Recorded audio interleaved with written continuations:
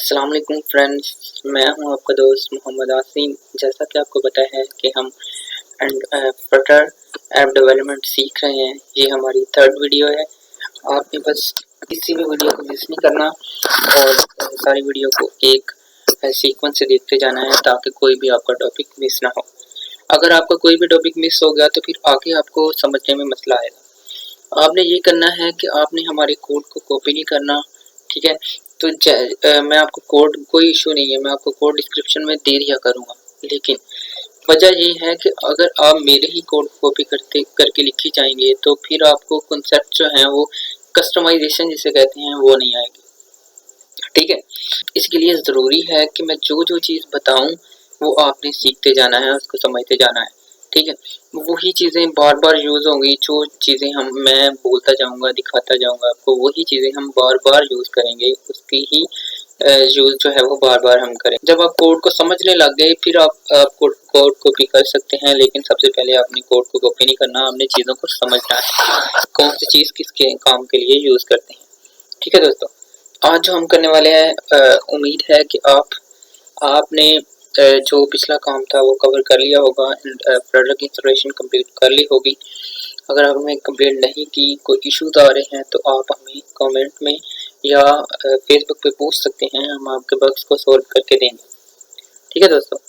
आज मैं क्या करने वाला हूँ, मैं आज सबसे पहले एक प्रोजेक्ट बिल्ड करके दिखाऊंगा कि फ्लटर का प्रोजेक्ट होता किस तरह का है, ताकि आपको पता तो चले।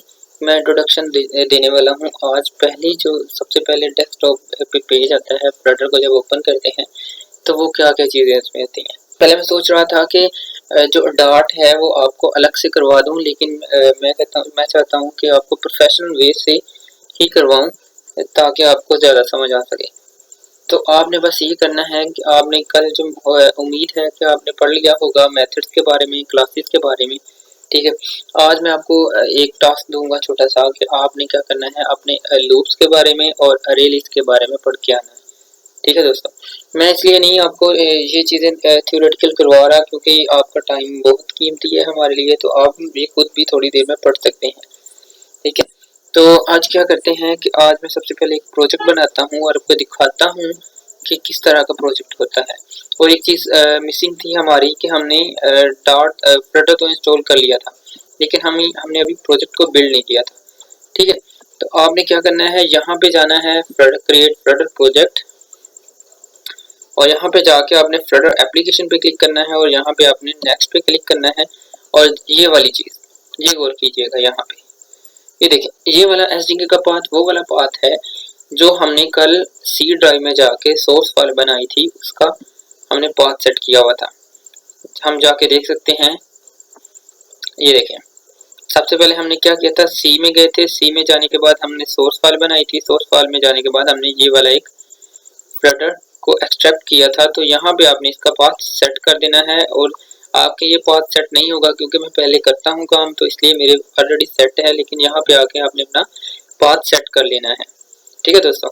और उसके बाद क्या करना है, जैसे ही ये लोकेशन होती है, प्रोजेक्ट लोकेशन, कहाँ पे जो आप प्रोजेक्ट बनाएंगे, ये आपकी उस प्रोजेक्ट की लोकेशन है कि कहाँ पे ये वाला प्रोजेक्ट हमें मिलेगा। तो यहाँ पे हमने क्या करना है कि एक प्रोजेक्ट बनाना है फ्लटर डेमो के नेम से।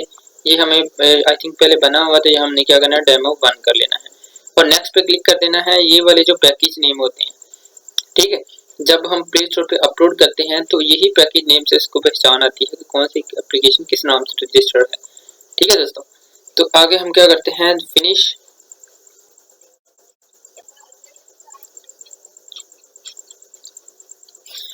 ये देख सकते हैं, जब आपका पूरा सेटअप कंप्लीट हो जाएगा तो क्या करेंगे, ये वाली जो चीज़ आपके सामने सबसे पहले शो होगी, तो समझे कि आपका कोड बिल्कुल जो सेटअप है वो बिल्कुल अच्छी तरह कंप्लीट हो चुका है, ठीक है। अब मैंने बताया था कि हम इसमें इस फ्लटर के अंदर हम एंड्रॉयड एप्लीकेशन बना सकते हैं और इसके बाद iOS एप्लीकेशन भी बना सकते हैं, ठीक है दोस्तों। तो ये देखें, यहाँ पे जाएं, ये यहाँ पे एंड्रॉयड फ्लटर डेमो 1 पे जाएंगे तो यहाँ पे आपको जो मिलेंगी वो एंड्रॉयड की फाइल्स मिलेंगी, ठीक है। और यहाँ पे अगर जब हम जाएंगे, ये वाली चीज़ iOS वाली साइड पे जाएंगे तो रनर के अंदर आपको iOS वाली फाइल मिलेगी, ठीक है। ये आपकी यहाँ से पता चल जाएगा कि आपको कौन सी फाइल है। ये देखें, ये जो है हमारा एंड्रॉयड वाला पोर्शन है, ये जो हमारा iOS वाला पोर्शन है।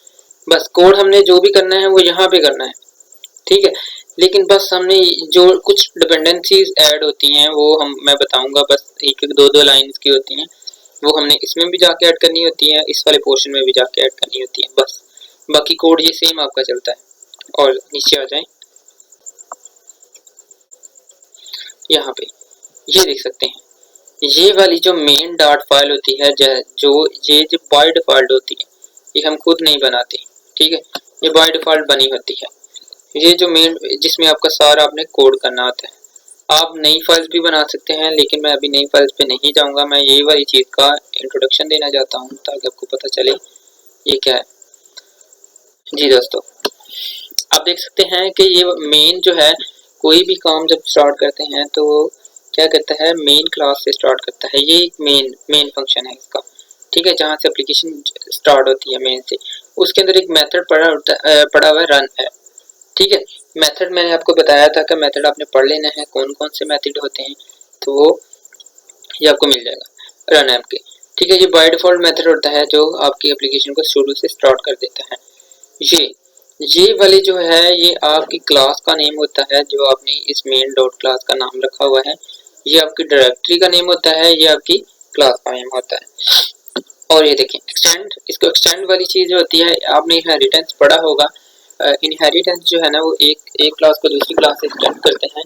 ये मेरे वाली क्लास है, ठीक है, जो मैंने खुद बनाई है। ये स्टेटफुल क्लास है जो बाय डिफॉल्ट है। इसके साथ इसकी जो फंक्शनैलिटीज हैं अब इसके अंदर हम यूज कर सकते हैं। एक्सटेंड करवाने का मतलब ये होता है, ठीक है।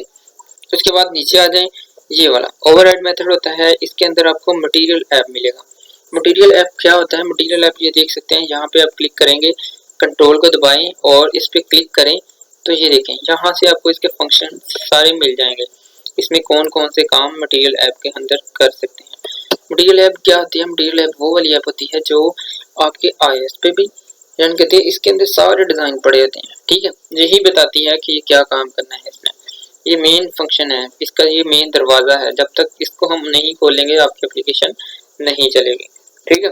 तो इसके अंदर टाइटल पड़ा हुआ है और थीम, ये हम थीम को भी नहीं देखेंगे, इसको हम कर देते हैं रिमूव, ठीक है। तो उसके बाद क्या करते हैं, ये टाइटल को भी हम कर देते हैं रिमूव भी। ये वाला वो वाला टाइटल होता है जो आपकी एप्लीकेशन के नेम से आता है, ठीक है। ये वाली वो चीज होती है जो आपकी ऐप बार पे शो होती है, होम। अब ये देखें, ये देखें यहाँ पे जो था ये स्टेटलेस क्लास थी, ये स्टेटफुल क्लास थी। स्टेटलेस वो वाली क्लास होती है जो जिसमें हम रन टाइम पे चेंजिंग नहीं कर सकते। जैसे कि हम एप्लीकेशन चला रहे हैं तो क्या करते हैं, हम ईमेल एड्रेस डालते हैं, ठीक है। तो हम उसको रन टाइम पे चेंज कर रहे होते हैं ना। ऐसा तो नहीं ना होता कि हम कोड में जाके ईमेल एड्रेस डालते हैं और फिर इसको रन करते हैं, नहीं, हम उसको रन टाइम पे चीजें करते हैं। जो चीज ये देखें, ये फ्लटर डेमो पेज है, इसको हम जो आपका जो है नाम एप्लीकेशन का होता है, हेडर होता है, तो वो तो हम नहीं ना रन टाइम पे चेंज करते, वो तो बाय डिफॉल्ट लिखा होता है, ठीक है। अब ईमेल जो है उसके अंदर जब टेक्स्ट के अंदर हम डालते हैं एडिट टेक्स्ट के अंदर, तो वो उसमें हम रन टाइम पे चेंजिंग कर रहे होते हैं। वो आता है स्टेटफुल क्लास के अंदर जिसमें हम रन टाइम पे चेंजिंग कर सकते हैं। उसके बाद आता है स्टेटलेस क्लास। मैं इसको क्या करता हूँ, मैं सारी चीज को रिमूव करता हूँ अभी।